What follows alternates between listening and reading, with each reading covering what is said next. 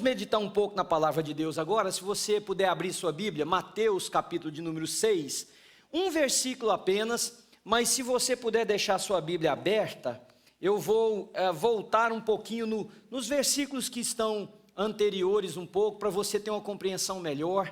Eu quero dar as boas-vindas a todos que estão participando conosco também, pela transmissão que a igreja faz, nos diversos mecanismos da mídia, agradecer vocês e convidar vocês para ter uma experiência aí na sua casa, que seja uma experiência tão poderosa quanto a que nós estamos tendo aqui nesse lugar. Versículo 33 do capítulo 6, na verdade, é um versículo que a maioria de nós poderia talvez falar sem ler. Não precisaríamos nem olhar ali para a tela, não é verdade? Os cristãos, os crentes, já ouviram esse versículo assim, milhares de vezes. Mas buscai, o quê? Em primeiro lugar, o reino de Deus e a sua justiça, e todas essas coisas vos serão acrescentadas. Irmãos, quando nós lemos a Bíblia, eu acho que uma das formas mais poderosas para nos transformar é você ter uma interação com o texto, num diálogo de Deus para com a sua história, onde você possa fazer perguntas, onde você possa ouvir perguntas do Espírito de Deus ao seu coração, mas mais do que isso, onde você possa ser tocado por Deus. Então nós temos diante de nós um texto que começa com uma condicional, uma transição, quer dizer, tinha um pensamento que estava sendo formado, e aí ele faz uma interjeição e diz assim, então, ao invés disso, façam isso, busquem o reino de Deus em primeiro lugar, a sua justiça, e todas essas outras coisas vos serão acrescentadas. Cuidado para você não interpretar quando você perguntar para o texto, que coisas serão acrescentadas? Porque se você lembra da época que você estudava, uma forma de análise e interpretação gramatical, coisa de escola normal, não tem nada a ver com igreja, é você começar a fazer perguntas para o texto que você lê. Então, você poderia dizer assim, buscar primeiro o reino de Deus, ao invés do quê?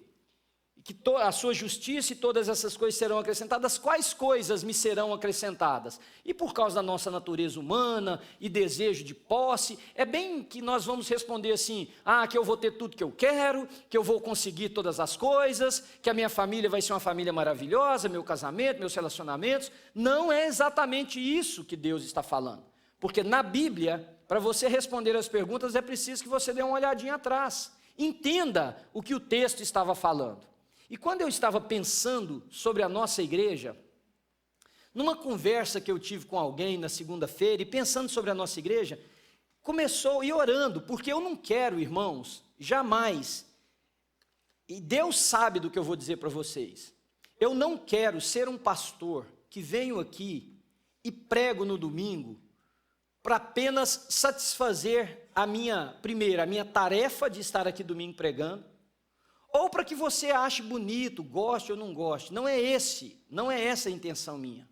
Quando eu começo a preparar uma mensagem, eu oro e peço a Deus, meu desejo é que ela cause transformação, porque a Bíblia não é um livro para informação, embora muitos de nós estejamos usando ela dessa maneira, encher a cabeça de conhecimento, de fórmulas, decorando versículo. A Bíblia não é um livro para informação, a Bíblia é primariamente um livro para transformação. Se ela não nos transformar a imagem, a semelhança de Jesus, em vão, Derby Light, hein? O negocinho que chegou a dançar ali, você viu tão happy que ele ficou? Estou pensando onde é que eu estava, eu volto. Era melhor ter ficado no escuro, né, Theo? Não serve para nada, queridos. A Bíblia não é para a gente. Então, quando eu estava pensando, qual foi a frase que Deus ficou trazendo na minha mente, assim, uma pergunta recorrente. Você já pensou se vale a pena você viver do jeito que você vive? Será que vale a pena? Por exemplo, vamos olhar para coisas da vida. Vale a pena o casamento seu da maneira que ele é? Ou a sua solteirice do jeito que ela é, vale a pena? Vale a pena a vida que você leva? Porque eu acho que a mais e me permitam usar uma palavra pesada, desgraçada, que não é no xingamento popular, é apenas a ausência de graça em alguma coisa, que é o que esse prefixo quer dizer. Eu acho que a vida mais desprovida de significado não é aquela que a pessoa não adquiriu coisas ou não conquistou graus acadêmicos ou outra coisa. Eu acho que a vida mais miserável é a vida que é vivida sem deixar marcas que tenham significado, que vale a pena ser vivido. Por exemplo, gente cuja biografia se resume em 3 palavras: nasceu, viveu e morreu. Tem no Velho Testamento a biografia de um rei que diz assim: foi sem deixar de si saudade. Essa é pior ainda, né? Conheceu fulano? Conheci, morreu. Pois é, foi tarde já, devia ter ido mais cedo. A vida que não... Irmãos, nós temos uma temporada aqui. Esse negócio não repete. Não é igual vida de videogame, que você morre e recomeça. Vale a pena viver desse jeito?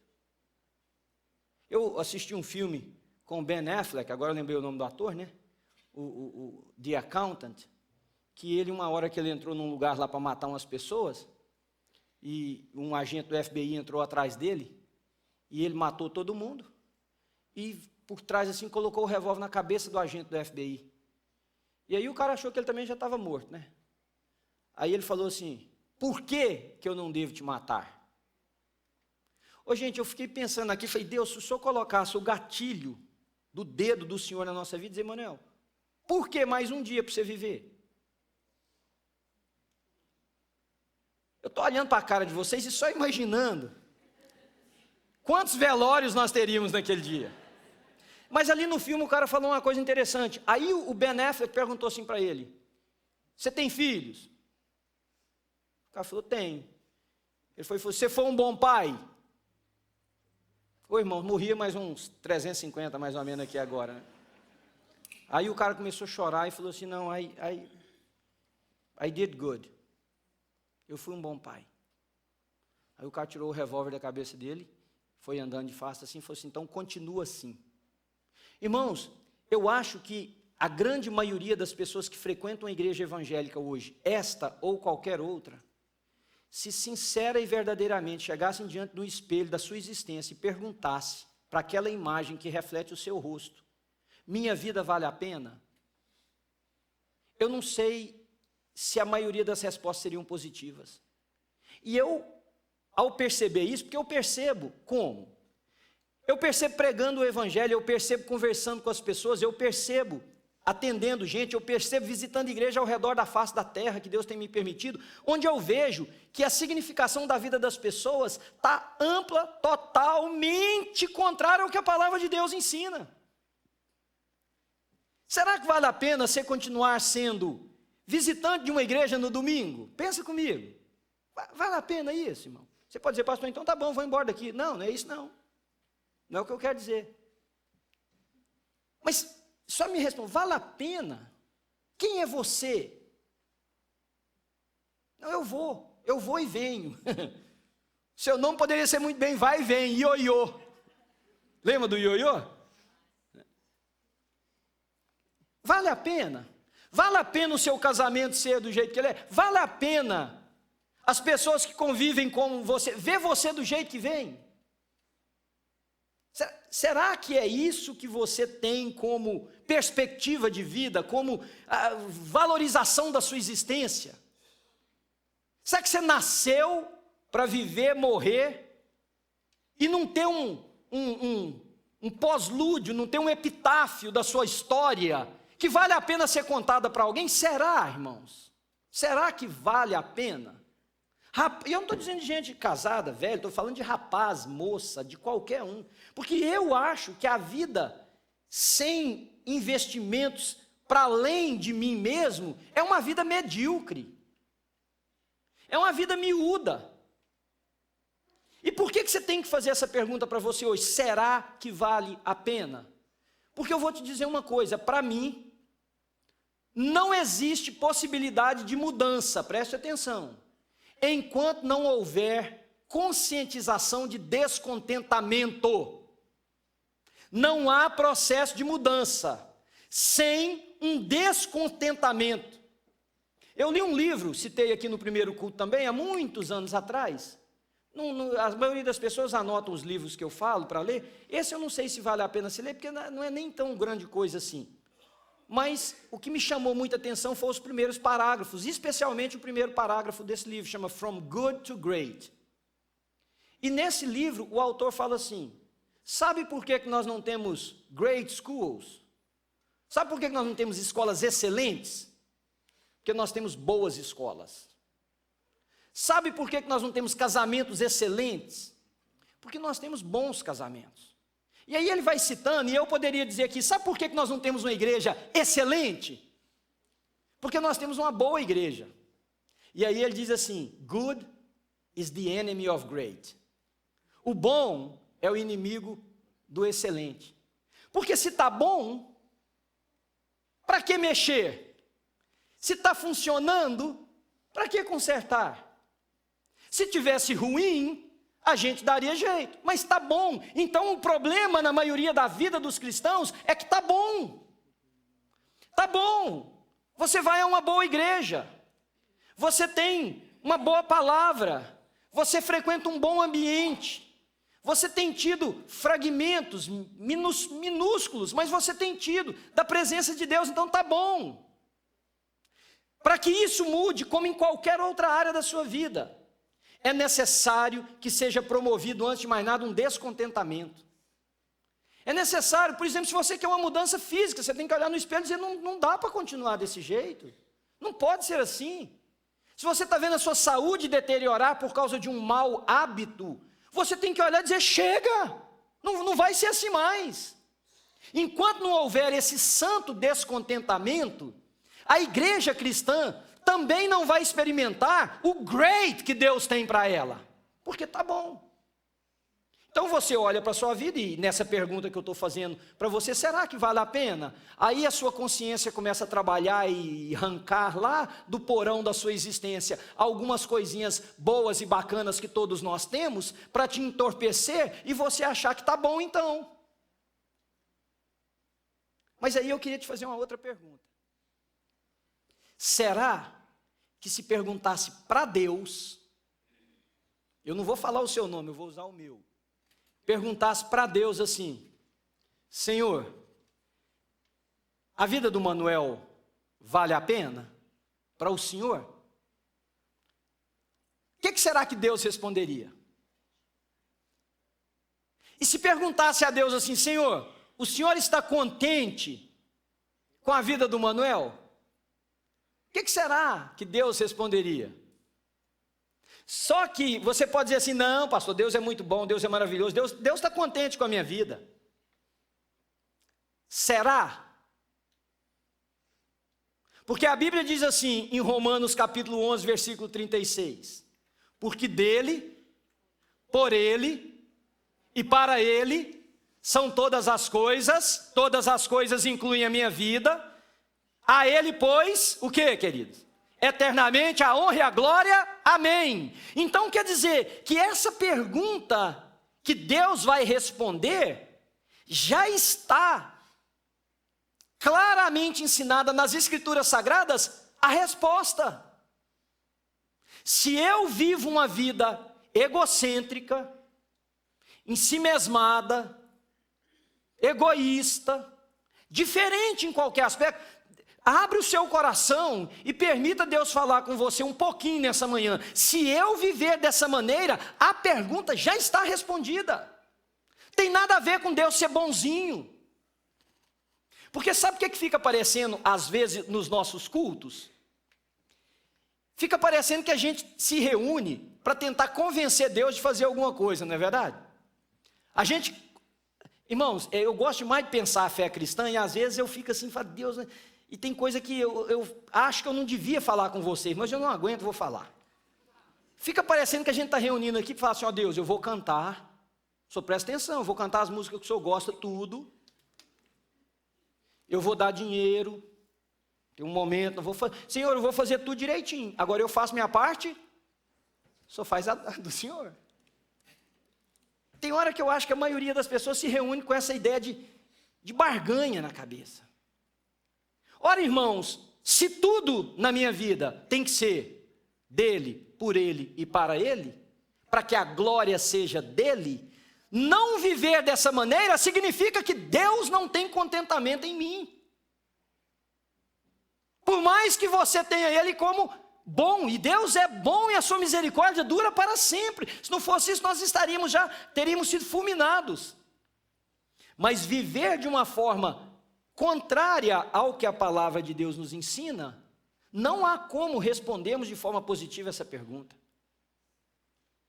Aí você pode dizer, tá bom, então, quando é que eu vivo essa vida que não agrada a Deus? E aí agora nós vamos para o texto diretamente para você entender. Presta atenção. Quando a centralidade da sua vida, queridos, da minha vida, não é o reino de Deus, nós não vamos viver de uma forma que agrada ao Senhor. E não é assim que Deus é um Deus caprichoso, porque isso também é uma outra ideia que a igreja tem. Deus é um Deus caprichoso, zangado, é como um pai autoritário, meticuloso, que está lá do céu olhando a turma passar com um chicote na mão, para ver quem sai da fila um pouquinho, dá nele uma chicotada, fala, menino teimoso, volta para a fila. Isso é uma ideia errônea de Deus. Não é isso assim, Deus é caprichoso. O que eu faço para agradar essa eternidade, esse Deus eterno e fazer ele ficar bom comigo? Não, não é isso. Mas Deus nos criou com um propósito. Deus nos criou com um objetivo. E o objetivo da nossa criação é expressar a face de Deus por onde nós andarmos, onde nós formos, o que nós fizermos.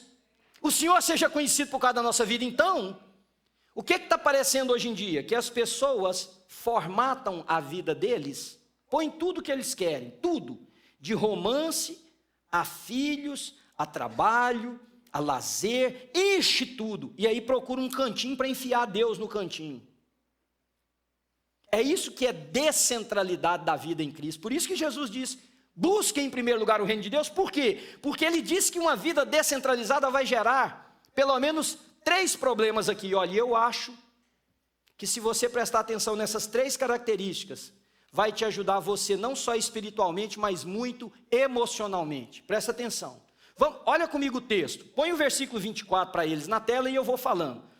Versículo 24, Jesus diz que ninguém pode servir a 2 senhores, porque ao servir a um senhor, e você tem que entender que essa mensagem ela é dada no sentido que eles sabiam muito bem quem era rei, quem era a pessoa que mandava, quem eram os senhores. Você não pode servir a 2 senhores, você vai amar a um e odiar ao outro, você vai servir a um e negligenciar ao outro.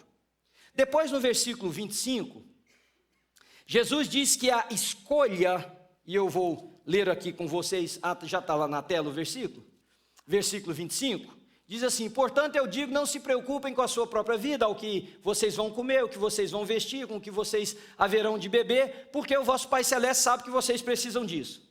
Jesus ensina que escolher errado a centralidade, presta atenção que Jesus está falando no seu coração, escolher errado a centralização da minha vida, é o maior promovedor das doenças que nós conhecemos nesse século.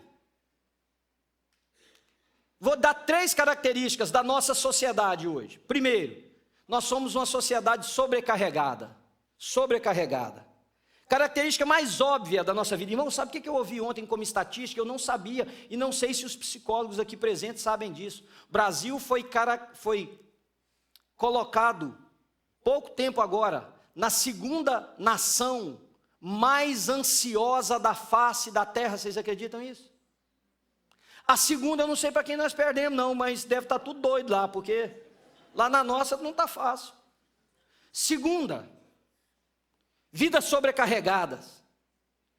Uma das características dessa vida sobrecarregada é aquele cotidiano, onde você diz assim, eu não tenho tempo para nada. Estamos sobrecarregados, ocupados, cheios de coisas para fazer, pessoas para encontrar, compromissos para cumprir, e-mails para responder, e o bendito do WhatsApp que não para de chamar a gente, para ver se viu mais aquele videozinho que a pessoa te mandou. Vidas sobrecarregadas. Parece aquelas malas que você faz para ir viajar, e você esquece que a mala tem tamanho, que a companhia aérea tem peso, aí você vai enchendo ela, depois você senta para passar o zíper nela assim por trás, parece que elas estão sempre prontas para pocar, para arrebentar. Isso é uma característica das vidas de hoje, sobrecarregadas. Outra característica é vida vazia. Você pode dizer, mas como? Se está sobrecarregado, como é que está vazio? Parece contraditório, mas ao mesmo tempo que as nossas mentes e corações estão sobrecarregados com tantas coisas, há um vazio existencial, que é exatamente essa pergunta: para que vale a pena tudo isso? Vale a pena tudo isso? Sobrecarregadas, vazias, e a terceira característica, entediadas. O tédio é o sentimento de desligamento, de não pertencimento. E eu estava escrevendo isso aqui, me lembrei de uma música antiga, uma música bem antiga, talvez a grande maioria não vai nem saber. Ela dizia assim: sabe esses dias em que horas dizem nada? Que você nem troca o pijama preferindo estar na cama? O dia que a monotonia tomou conta de mim é o tédio roubando os meus dias, me levando ao fim. Sociedade entediada, pessoas entediadas, vazias, porque não tem apego. E por que não tem apego? Porque a centralidade da vida está errada. Aí Jesus entra no versículo de número 32 do capítulo 6 e diz que essas características são de pessoas que não conhecem a Deus. Porque ele diz que os gentios, os pagãos, é que ficam pedindo estas coisas. Então nós precisamos fazer uma pergunta: como é que eu centralizo a minha vida? De forma que eu não só vou encontrar razão para viver, como eu também vou encontrar saúde emocional, relacional. Como? E é aí que entra o versículo 33, quando ele diz: busque em primeiro lugar o reino de Deus e a sua justiça, e todas essas outras coisas vos serão acrescentadas. Agora você sabe quais são as outras coisas. É a ausência de vazio existencial, é a ausência de tédio, é a ausência de sobrecarrego. Quando nós buscamos o reino de Deus em primeiro lugar, a nossa vida tem um outro significado. A centralidade de Deus em nós muda a nossa história e muda a nossa vida por completo. Você pode dizer: ah, pastor, eu sabia, você ia puxar agora, buscar o reino de Deus, você quer dizer que eu tenho que vir para a igreja, eu tenho que, sei lá, virar um obreiro aqui na igreja, ser um pastor, fazer qualquer coisa aqui, dar meu dinheiro toda. Nada disso. Absolutamente. Aliás, eu acho que tem obreiros, tem pastores e tem líderes de igreja que também estão vivendo de forma descentralizada. Centralidade da vida não tem nada a ver com o fazer, tem a ver com o ser. Sabe o que é buscar em primeiro lugar o reino de Deus e a sua justiça? É você centralizar o seu coração primeiro em Deus. A minha vida tem um propósito: eu vivo para Ele, porque dele, por Ele, para Ele são todas as coisas. Então agora, todo mais vai entrar debaixo dessa verdade. É como se você pegasse uma folha de papel em branco e desenhasse nela um ponto. Esse ponto é Deus na minha vida. E eu agora vou colocar as coisas ao redor. Eu disse para os irmãos aqui, e eu nem sei se eu deveria mencionar isso, visto que é uma outra pessoa que falou e eu não pedi permissão, mas há 2 domingos atrás pregou um pastor aqui, 2 ou 3, e durante a mensagem dele uma coisa mexeu demais com o meu coração, demais. Quando ele contou a história de uma mulher que chegou na igreja para deixar o cargo que ela tinha, e disse: pastor, olha, eu estou com a vida muito ocupada, eu e meu marido agora temos um filho de uma certa idade, pequeno, isso requer muito tempo, então eu não vou poder mais servir, não vou poder mais estar aqui na igreja ajudando, enfim. Ele tentando incentivar a mulher e nada demovia a mulher da ideia. De repente entrou um casal na igreja, e ele disse para o casal assim: olha, que bom que vocês chegaram, conta aqui para essa mulher, quem é você? Aí a mulher, a outra, disse assim: meu nome é fulano de tal, eu sou administradora de empresas e eu cuido de tantas empresas aqui, e eu sou também contadora, e eu cuido da empresa tal e tal e tal, e eu sou também líder de um pequeno grupo, e meu pequeno grupo já se multiplicou tantas vezes, e eu cuido de não sei quantas mulheres.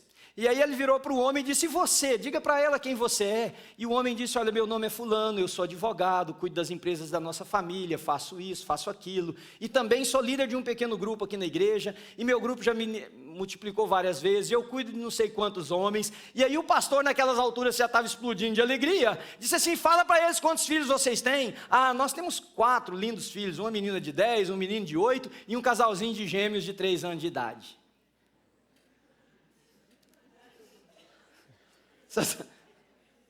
Não, precisa falar mais alguma coisa, irmãos? Você está vendo o que é, queridos? É porque sua vida, presta atenção no que eu vou te falar, você parte do polo errado. ser parte do polo chamado Manuel, você. E aí você tenta encaixar as coisas em algum lugar que tem um negócio chamado Deus. Eu morri para mim mesmo, queridos, para nascer para Ele. O polo inicial é Deus. Ele é o centro da minha vida, na qual eu vou agora encaixar todas as coisas. E note que Jesus não faz uma proposta de fuga existencial, dizer que todo mundo aqui tem que ficar à toa, de perna para cima. Não, é na correria do dia a dia mesmo. É sendo pai, é sendo marido, é sendo amigo, é sendo empresário, mulher, mãe, trabalhadora, funcionário. Não importa quem está começando uma empresa, quem está novinho agora, quem já está mais velho, quem está na faculdade, entrando ou saindo, quem está estudando ou não. Em tudo a centralidade é Deus. Então eu tenho tempo para estudar, mas eu tenho tempo para as coisas que são as coisas que Deus me criou para fazer. E é isso que Jesus está falando, é mudança de coração. Conversando com uma pessoa aqui da nossa igreja sobre isso, a pessoa disse assim: pastor, então eu tenho que largar tudo que eu faço. Não, você não tem que largar tudo que você faz. Você tem que apenas acrescentar em tudo que você faz, você refazer tudo que você faz a partir de uma prioridade: Deus. Irmãos, eu não sei como é que será aquele dia que nós vamos comparecer diante de Deus, mas eu penso naquilo direto. Direto eu fico pensando. Como é que será para alguém comparecer diante de Deus e saber que você nunca levou uma pessoa a Jesus Cristo? Como é que será? Será que valeu a pena ter vivido desse jeito? Você nunca ter abençoado a vida de alguém de uma maneira, você nunca ter se desligado um pouquinho da sua própria agenda, perdido um tempo, gastado um dinheiro, tirado uma noite da sua semana, uma hora do seu dia, dedicado um pouco de tudo que você tem a uma outra pessoa por causa de Deus, porque é isso que Deus te chamou a fazer. Como é que será naquele dia? Como é que será olhar nos olhos de Deus, querido? Como é que será saber que você foi um empresário rico? Excelente, nada contra. Deus não é marxista. Tem nenhum problema com você acumular seus bens, não é isso. Mas é Deus olhar e falar assim: mas e daí? O que adiantou você ganhar o mundo inteiro e perder a sua alma? Entendem o que eu estou dizendo, irmãos? É colocar todas as outras coisas secundárias. Se qualquer coisa na minha vida me impedir de servir a Deus em primeiro lugar, o que tem que sair é esta coisa. Pura e simples, querido. Qualquer coisa que me impeça de servir a Deus tem que sair para dar lugar a essa que é prioritária. Depois dessa eu encaixo as outras. Eu me lembro, e assim, eu tenho uma relação com os meus filhos que é muito importante para mim. Eu acho que o Pedro e a Sara transformaram a minha vida em inúmeras razões, mais do que eu poderia citar. De me ensinar a viver, de me ensinar a ser um homem melhor, de me ensinar e o amor que eu nutro por eles. Mas uma das coisas que eu compreendi quando o Pedro mais a Sara nasceram, entrar na minha vida, foi que a partir daquele momento eu não tinha mais escolha de não ter tempo para eles. Veja o que eu estou te dizendo. Eu não tenho mais tempo, eu não tenho mais a opção de não ter tempo para eles, porque eles entraram na minha vida. Isso significa que todas as outras coisas que me roubassem o tempo de ser pai, precisava sair. Não importa se ferir a mim, se ferir ao outro. O Pedro está operado, não pode dirigir. Ontem eu estava sobrecarregado de coisas para fazer, para terminar até 4 horas da tarde, porque eu tinha um compromisso logo depois. Sobrecarregado, cheguei em casa, na hora que eu entrei na porta assim, falei, vou direto para o computador, porque eu estava fazendo coisa, indo na rua, voltando. Ele falou assim para mim: ô papi, eu preciso ir num lugar entregar um negócio para uma pessoa, tem que ser rápido, acho que eu vou desmarcar, né? Eu falei, vai desmarcar por quê, filho? Não, porque a mamãe não está aí, a Sara também não está. Falei, filho, papai está, embora, é agora. Ô irmão, só Deus sabe como é que está a minha cabeça. Só Deus sabe como está meu coração de coisas para eu fazer. Eu não tenho mais esse direito de não ter tempo para o meu filho, para minha filha, para minha esposa. Eu não tenho mais tempo. Eu casei um dia.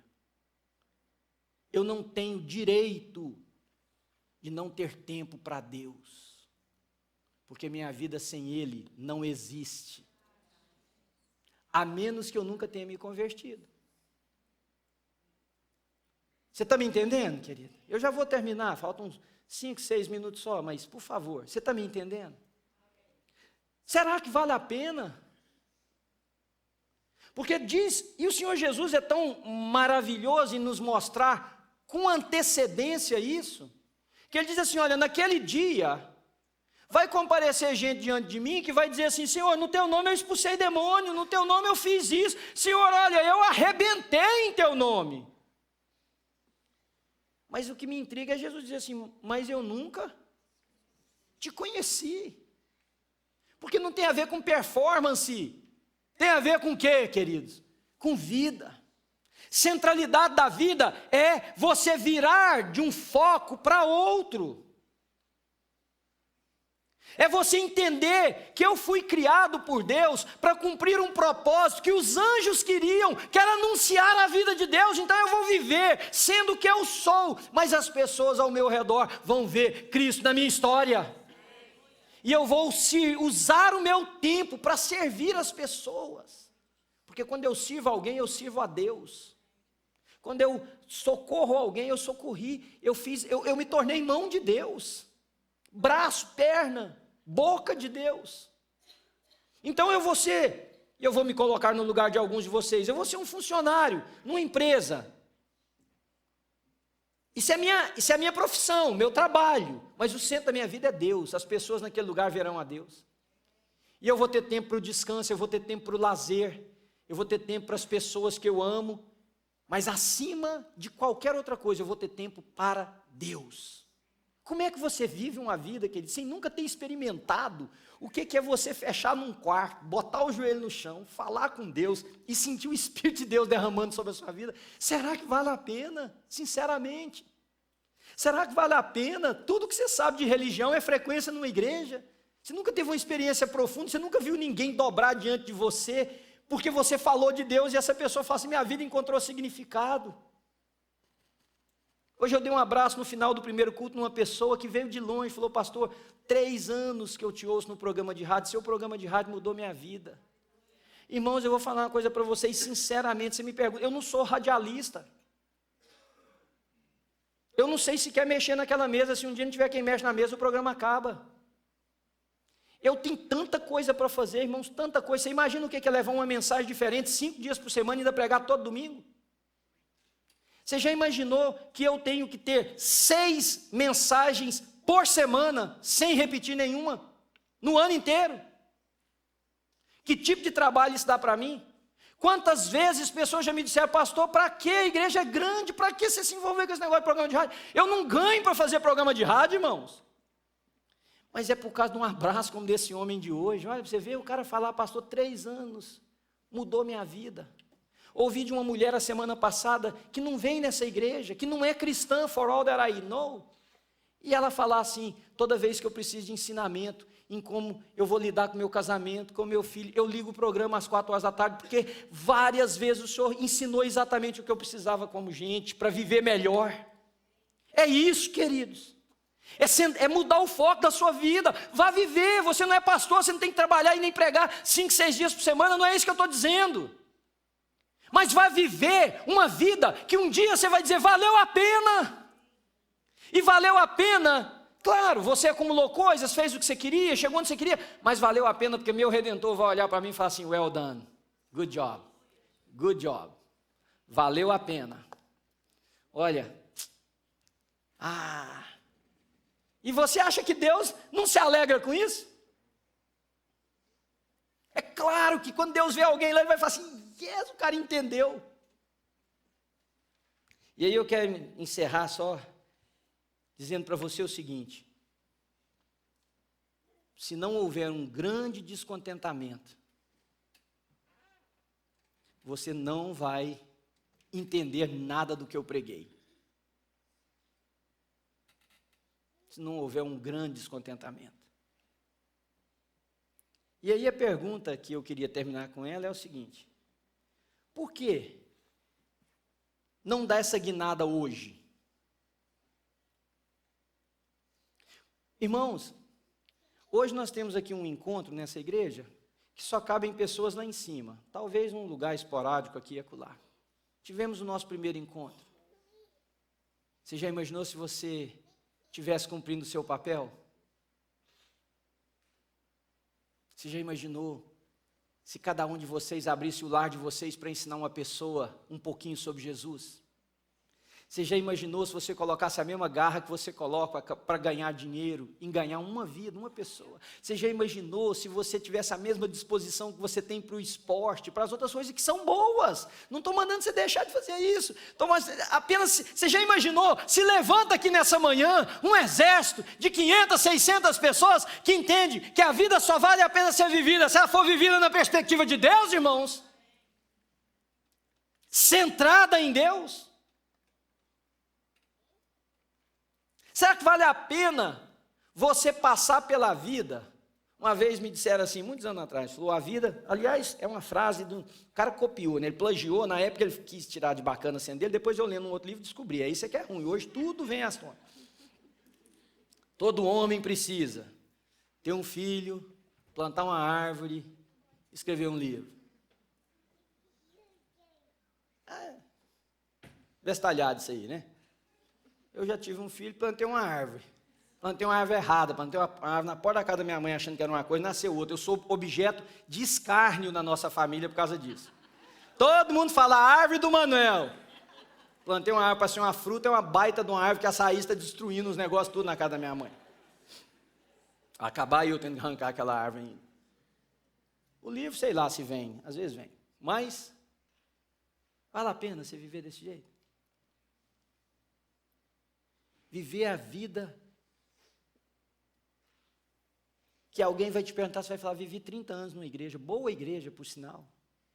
Só isso? O que você fez? Irmãos, eu oro para que Deus transforme a New Life. Eu não quero ser pastor de uma igreja acomodada. Eu não quero ser pastor de um povo que acha que está bom, não está bom. Eu sou um cara insatisfeito, não insatisfeito no sentido negativo, insatisfeito no sentido de inquieto. Eu olho para vocês, irmãos, eu estou aqui pregando e eu estou vendo tanto potencial, tanta coisa linda, tantas pessoas inteligentes, tantos homens e mulheres brilhantes, tanto coração apaixonado, que não brilha, que não gera vida, que não produz nada. E aí eu fico pensando, será que vale a pena? Eu não posso responder para você, eu posso responder para mim. Mas eu acho que você precisava responder para você isso hoje. Eu orei por vocês a semana toda pedindo a Deus que cada pessoa não saísse daqui. Olha, irmãos, eu estou orando, eu estou jogando uma praga na sua vida. Vou logo te avisar. Que Deus não dê sua mente ter um pingo de descanso. Que essa pergunta, sabe igual que as músicas que você escuta e fica na sua cabeça? Você está andando assim, de repente você canta a música e fala, meu Deus do céu, sai, trem. E é isso que eu estou pedindo a Deus, que a sua cabeça fique desse jeito. Essa pergunta vai ficar ressoando assim na sua cabeça, será que vale a pena? Vale a pena? Vale a pena isso? E eu estou orando para que os filhos de Deus possam responder para Deus aquilo que é correto. E se a resposta for, Senhor, não vale a pena, eu estou orando para que eles possam dizer, Senhor, transforma a minha vida, faz valer a pena, faz valer a pena, porque Deus pode fazer isso na nossa história. Ele muda a nossa história, Ele muda o nosso rumo. E eu também creio, em nome de Jesus, eu creio, e é o que eu tenho pedido para a minha vida e para você que frequenta essa igreja, eu creio, Senhor, uma nova vida, Senhor, uma nova vida, Senhor. Não vale a pena viver desse jeito, irmãos. Vamos orar? Você fecha os seus olhos um pouquinho comigo? Senhor Jesus, eu quero pedir ao Senhor, Pai, porque as minhas palavras eu sei da incapacidade delas de produzir qualquer mudança, Senhor, eu estou mais do que ciente disso, a não ser que o Senhor coloque nas minhas as suas. Aí, Senhor, essa palavra pode ser poderosa, porque é o Senhor falando a cada pessoa. O Senhor não veio encher a igreja de gente, o Senhor veio chamar discípulos. Quantos aqui hoje podem responder, Senhor, sem nenhuma vergonha diante do Senhor? Pai, minha vida vale a pena ser vivida assim, Senhor. Aos trancos, aos barrancos e às lutas da vida, Senhor. Mas Deus, eu entendi. Tem que ser o Senhor em primeiro lugar. E se é o Senhor em primeiro lugar, Senhor, eu não posso deixar de perdoar uma pessoa. Eu não posso deixar de amar uma pessoa. Não existe mais possibilidade, Senhor. Mas eu também entendi que eu não preciso de uma vida sobrecarregada. O Senhor falou, vinde a mim todos vós que estáis cansados, sobrecarregados, e eu vos aliviarei. Larga o seu fardo, muda o centro da sua vida, está pesado porque o centro é outro. Eu não preciso ser pessoa vazia, Senhor, que olha para a vida e o olhar é pálido. Porque no fundo eu sei que não tem nada, não vai ficar nada, é palha. Vai voar com o vento, o fogo vai consumir. Não, Senhor, eu não preciso ser pessoa vazia, e eu não preciso ser pessoa entediada, que olha para a vida e diz, é tudo a mesma coisa, vai, vem, começa e termina. O Senhor pode brilhar o sol do Senhor na minha história, Senhor, e o Senhor pode vir dar um significado diferente para a minha vida. O Senhor pode fazer com que eu responda, cada um aqui hoje responda essa pergunta, será que vale a pena? Dizer sim, vale a pena. E eu sei que o meu Deus está contente comigo. Lembrar daquele corredor, Senhor, no filme, que segurava na mão o versículo de Isaías, aqueles que esperam no Senhor, correrão, não se cansarão, caminharão, não se fatigarão, voarão com asas como águia, e responder para a noiva dele, eu sei que Deus me fez para ser missionário, mas eu sei que Deus me fez veloz, e quando eu corro, Deus tem prazer, porque o Senhor tem prazer, Senhor, não é se eu sou pastor, missionário, o Senhor tem prazer, é se a minha vida é vivida, centrada em Ti, e cada um de nós aqui, Senhor. Espírito de Deus, nós temos orado por um milagre aqui nessa manhã. Gente que vai ser totalmente descontentes. Um santo descontentamento maciço aqui nessa igreja, Senhor. Para que então a gente possa começar a processar mudanças, transformações. Nós não tem mais tempo, Senhor. E eu não tenho mais escolha, ninguém aqui tem mais escolha. Quem ouviu a tua voz não tem mais escolha. Vivemos para Ti. Obrigado porque ao redor do mundo o Senhor tem levantado homens e mulheres que querem viver uma vida cristã autêntica, que fazem tudo, mas que fazem o essencial, servem ao Senhor de alguma maneira, Deus, em alguma função, com algum dom. Senhor, eu não sei quantas pessoas o Senhor pode levantar aqui hoje de manhã, mas uma coisa eu tenho certeza, o Senhor vai levantar alguém nessa manhã, para viver uma vida que vale a pena. Obrigado por tudo o que aconteceu aqui, Senhor, a celebração, os cânticos, as ofertas, a palavra, a comunhão, o conhecer pessoas, os abraços que transformam. Te agradecemos, ó Deus, no nome de Jesus, e eu estendo as minhas mãos sobre essa congregação, Senhor. E eu quero estender essa bênção também às pessoas que estiverem assistindo esse culto online. Irmãos queridos, que o Senhor nos abençoe e nos guarde. Que o Senhor sobre nós levante o seu rosto e tenha misericórdia de nós. Que o Senhor sobre nós exalte a sua face e nos dê a paz. Shalom, paz plena, abundante, completa. E a paz de Deus, que excede todo entendimento, guarde as nossas mentes e corações em Cristo Jesus, não somente hoje, nessa manhã, mas todos os dias da nossa vida. E aqueles que recebem essa bênção que vem de Deus, você diz amém? Amém.